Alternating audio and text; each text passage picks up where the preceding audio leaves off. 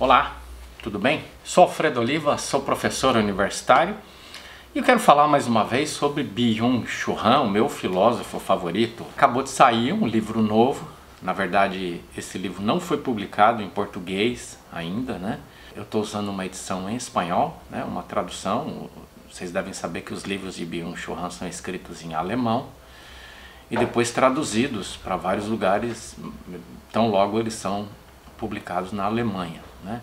Então, esse livro, A Crise de Narração, ou A Crise de Narratividade, né, conforme se deseja traduzir, está publicado em espanhol, né, mas ainda não está anunciado em português, né? Então eu não sei quando esse livro sairá aqui no Brasil. De qualquer forma, eu, como gosto muito do Byung-Chul Han e fico atento às coisas que vão saindo, né?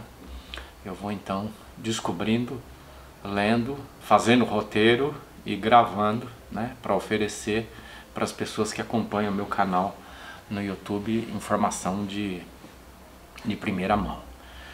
Bom, vamos lá. Eu acho que vale a pena primeiro começar lembrando que Byung-Chul Han é um filósofo asiático, nascido na Coreia do Sul, em 1959, que vive na Alemanha desde a juventude, certo?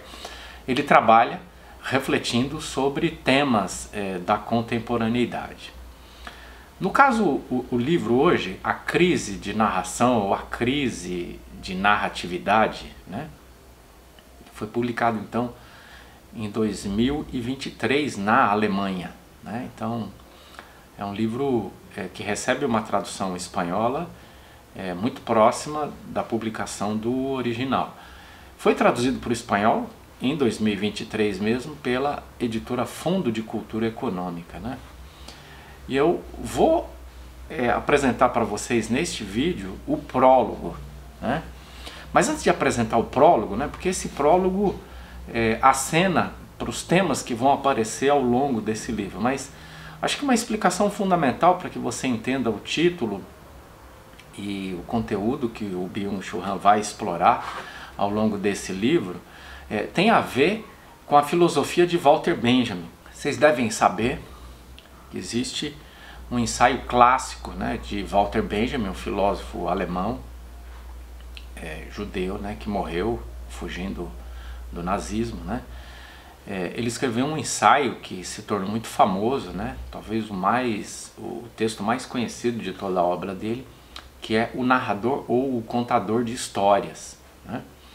Então, o Walter Benjamin, no início do século XX, as primeiras décadas do século XX, ele está lamentando a crise, né? Ele não usa essa expressão, mas ele está falando de uma crise de narratividade ou de narração, né?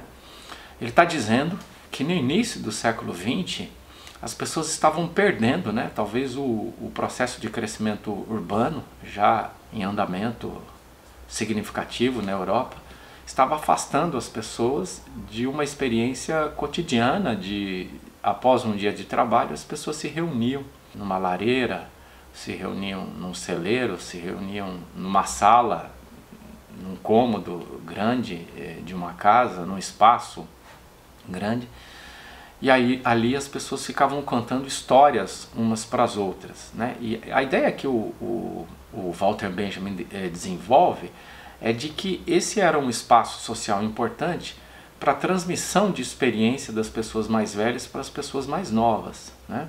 Então, aquelas pessoas mais velhas que tinham tido experiências, que tinham viajado, né, ou feito muitas coisas, eles iam contando histórias para as pessoas mais jovens, e essas pessoas mais jovens iam assimilando valores, perspectivas, ideias, né, iam aprendendo muitas coisas, né, e o principal instrumento disso era a narração, a narratividade. Então, praticamente um século atrás, o Walter Benjamin está lamentando que as pessoas estavam perdendo essa dimensão da narratividade. O que o Byung-Chul Han faz é pegar essa perspectiva deixada pelo Walter Benjamin e atualiza ela, né? Ele vai dizer, existe uma crise de atualidade do século XXI, e essa crise de narratividade tem a ver com fatores ligados, por exemplo, ao processo de informatização da sociedade, a um processo de quantificação presente nas sociedades nas quais a gente vive na atualidade, né? Então, ele de certo modo atualiza. Aliás, é isso que o Byung-Chul Han faz, né? Ele pega o Foucault e atualiza o Foucault, ele pega o Hegel, o Heidegger e também o Walter Benjamin, pega esses filósofos, lê esses filósofos e de certo modo não fica repetindo o que esses filósofos disseram, mas pega alguns dos temas, algumas das ideias com as quais eles trabalharam e faz um diálogo com os problemas que nós estamos enfrentando na atualidade. Então isso não é simplesmente um trabalho de história da filosofia, mas é um trabalho de recriação, de atualização de filósofos importantes da história da filosofia. Tá bom?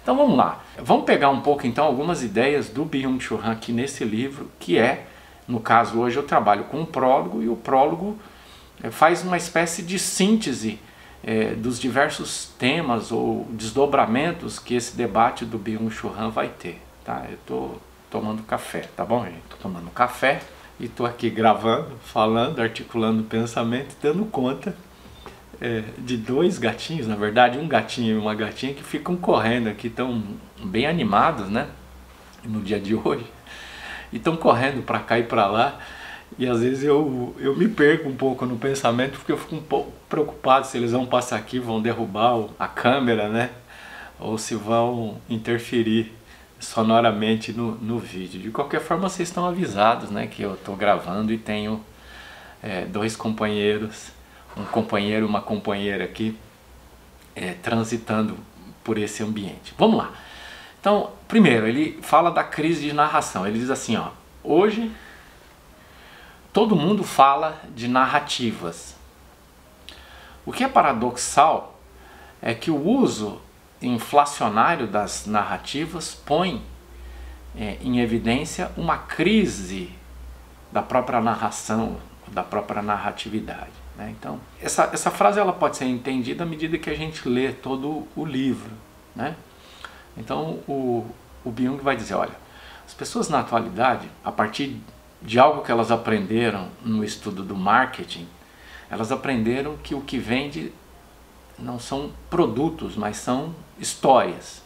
Então, há uma preocupação em criar histórias para vender produtos, né? Então, provavelmente é nesse sentido que ele quer dizer que hoje no mundo inteiro se fala tanto de narrativa. Em tese, há uma valorização da narrativa. Só que não, né? O que ele está dizendo existe um paradoxo, porque nós vivemos hoje, ou continuamos a viver, uma crise de narratividade, né? Por que vivemos uma crise de narratividade? Porque é um processo de quantificação acelerado no mundo em que nós vivemos. Esse processo de quantificação, né, e ele vai dizer ao longo de todo o livro que o narrativo se opõe ao quantitativo, né, a quantificação. Então há uma valorização da quantificação, e a quantificação não desemboca numa narração, numa história propriamente dito, nem a produção marqueteira de histórias, tampouco ela é propriamente narração no sentido que ele está utilizando. Por isso então existe uma crise de narração ou de narratividade na atualidade. E ele vai associar um outro tema que vai aparecer ao longo do livro, é a proximidade entre narração e religião. Aliás, se você pensar todo mundo simbólico, né, que envolve religião, mito, sonho, né, todas essas dimensões que falam uma linguagem simbólica, elas vivem uma crise na atualidade, mas exatamente porque são repositórios de narração, de narratividade, né? Então ele diz assim, ó, a religião é uma narração característica, com uma verdade intrínseca.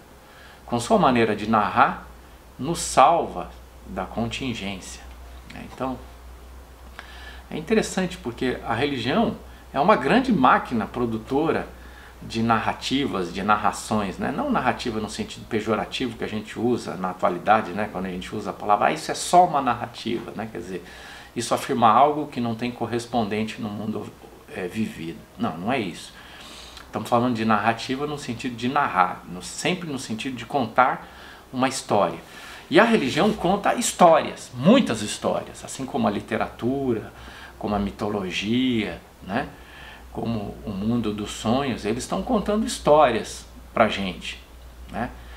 E ele está dizendo que isso que a religião faz, e outras formas também fazem, a arte conta uma história para a gente, eles estão nos livrando da contingência. Ou seja, quando a gente narra ou quando a gente ouve uma narrativa, a gente está saindo dessa dimensão de contingência, a gente está saindo do mundo pura e simplesmente, a gente está entrando na dimensão do sonho, da utopia, a gente está entrando na dimensão do significado, do sentido que a vida tem, né? Por isso que ele diz na sequência, por exemplo, que há uma associação entre rito e narração. Ele diz, ó, também os rituais são práticas narrativas, se integram sempre em um contexto narrativo, como técnicas simbólicas de instalação de um lugar, fazem com que estar no mundo seja como estar em casa. Então, a gente sabe, por exemplo, né, e a gente que estuda religião, né, e vocês sabem que eu sou historiador, e o meu campo de especialidade é estudo das religiões, e a gente sabe, por exemplo, lendo teóricos do fenômeno religioso, que sempre existe uma associação entre dogma e rito, né? Que toda a expressão religiosa ela tem uma dimensão teórica que a gente chama de dogmática, né? Teológica, e uma dimensão prática que aponta para o campo da ética, né? E que também aponta para o campo do rito, né? Então, se você pegar, por exemplo, concepções acerca do mal, ou no caso do cristianismo, concepções acerca do diabo, gera o rito, por exemplo, ritos do tipo do rito de exorcismo, né? Quer dizer, uma vez que o diabo existe, ele atua na vida das pessoas, é necessário então que ele seja exorcizado, né? Que ele seja expulso da vida das pessoas quando eventualmente ele pretender se instalar e assumir o controle da vida dessa pessoa. Então toda a religião tem essa dimensão ritual, né? Então você tem a concepção no âmbito do cristianismo de que é possível manter uma comunhão real com Jesus, e isso é expresso, por exemplo, por intermédio do rito da Eucaristia ou da Santa Ceia, conforme a tradição cristã na qual a pessoa está inserida, né? Então o mundo do rito é a face prática, a face ativa da expressão religiosa. E o que o Byung está dizendo existe uma narratividade no rito, quer dizer, em todo rito está implícito, embora ele seja algo feito, está implícito uma narração. Todo rito conta uma história, né? Então, se eu entrar numa celebração cristã e vir as pessoas fazendo, por exemplo, celebrando a Eucaristia, eu posso narrar, está implícito ali uma narrativa. Olha, isso aqui é uma celebração, isso, conforme a tradição religiosa, permite que as pessoas, através desses elementos que estão sendo consumidos ritualmente, há a possibilidade de que a pessoa esteja em comunhão real com Jesus, né? Ele está ali comendo o corpo e bebendo do sangue de Cristo, né? Então existe uma história. Olha, o Cristo é essa pessoa que se entregou, uma pessoa altruísta, que se deu pelas pessoas. Então, tudo isso, né? É isso que ele está dizendo, que o rito envolve uma dimensão narrativa, né? Então, ao invés de você experimentar a narrativa pela verbalização, né?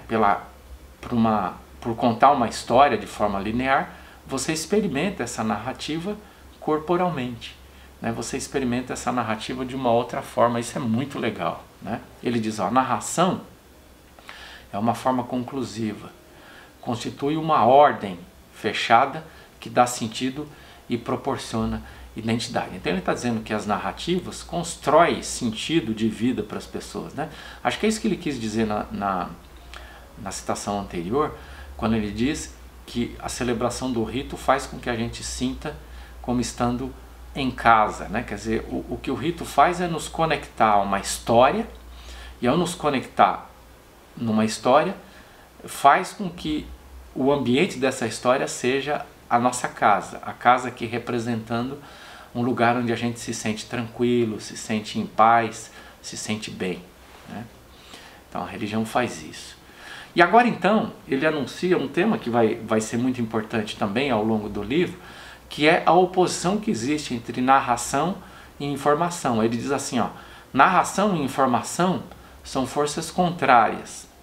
E ele diz mais adiante. Além disso, a informação sabota o tempo e o reduz a uma mera sucessão de instantes presentes. A narração, ao contrário, gera um contínuo temporal, quer dizer, gera uma história, né? Então, quando a gente está discutindo o trabalho, por exemplo, de historiadores e historiadoras, a gente sabe, por exemplo, que o trabalho profissional de um historiador ou uma historiadora não é um trabalho de encadear fatos, né? Se você pegar uma cronologia, né, e estabelecer uma cronologia não é um trabalho de um historiador ou historiadora. O trabalho do historiador ou historiadora pode se basear numa cronologia, mas a cronologia por si só é algo meramente quantitativo, matemático, né, formal. Isso não é uma história, uma historiografia ainda. O que transforma isso numa historiografia é a medida em que o historiador ou historiadora constrói um enredo, né? Constrói uma história, ele conta uma história, né? Então diz assim, por exemplo, Jesus nasceu no ano 30, ele viveu na região da Judéia. Então veja, eu já não estou mais me restringindo à dimensão matemática ou estritamente cronológica. Eu estou dizendo quem é Jesus, onde ele viveu, o que ele fez, o que ele ensinou, de que forma ele impactou as pessoas de uma determinada espacialidade geográfica, e também eu estou localizando esse personagem dentro do seu ambiente histórico. Então isso é começar a tecer uma narrativa, e isso é começar a construir sentido, né? Então por isso que ele está dizendo que a mera quantificação não chega a constituir uma narração, uma narratividade. Ele diz, em plena profusão, em plena difusão acelerada de informações e de datas, buscamos ancoragem narrativa, né? Então a narrativa é aquilo que dá sentido, e à medida que dá sentido, estabelece uma âncora, estabelece um lugar seguro para a gente viver, né? E por fim ele diz assim, né? Ele fala sobre a relação que existe entre narração ou narratividade e atenção. Ele diz assim: além disso, para narrar, faz falta com que se escute atentamente e se preste atenção concentrada. A comunidade narrativa é uma comunidade de pessoas que escutam com atenção, né? Quer dizer, a narratividade, o fato de existir alguém que narra, significa que existe alguém que escute, e significa que essa pessoa, essa comunidade que escuta, é uma comunidade que escuta atentamente. Por que ele está dizendo isso? Porque uma das razões pelas quais nós estamos perdendo a narratividade é porque estamos perdendo também a atenção, né? As pessoas estão perdendo a condição de prestar atenção, né? Então, por exemplo, eu sou professor, então eu trabalho com jovens, né? Dou aula para jovens, né? Trabalho na universidade, numa universidade pública. Então eu entro para dar aula, e um professor de história é um contador de histórias, né? Então eu estou lá contando uma história, e as pessoas estão com os computadores, com os celulares, né? Elas estão completamente descoladas daquela temporalidade, né? Daquele momento. Elas não estão escutando atentamente. Então, para que serve a narrativa ou a narratividade, né? Essa narratividade não se efetiva porque não existe uma escuta atenta. E isso tem a ver com o processo de informatização da sociedade, né? Porque quando eu era criança, eu estava inteiramente numa sala de aula, porque não existia celular, não existia computador portátil, né? Então tudo que a gente podia fazer era levar um caderno e anotar o que a professora ou o professor ditava ou escrevia no quadro, né? Ou o que falava, né? Dependendo da série na qual a gente estava. Então, estávamos completamente imersos naquela temporalidade, o que não acontece hoje, né? As pessoas desenvolvem a capacidade de atenção múltipla E elas acabam então se dispersando e perdendo a capacidade de ouvir. Então a gente percebe aí que há vários fatores que estão conduzindo a uma crise de narratividade, né? A quantificação e também a digitalização do mundo. E o que a gente vai fazer nos próximos vídeos é detalhar, esmiuçar um pouco mais essas histórias para a gente pegar cada um desses temas que estão apenas indicados aqui e tentar aprofundar um pouquinho mais. Eu espero que você me siga nessa empreitada, né, nesse trabalho, nessa tarefa que eu quero desenvolver nas próximas semanas e nos próximos vídeos, tá bom? Eu espero que você esteja comigo. Um abraço e até o próximo vídeo.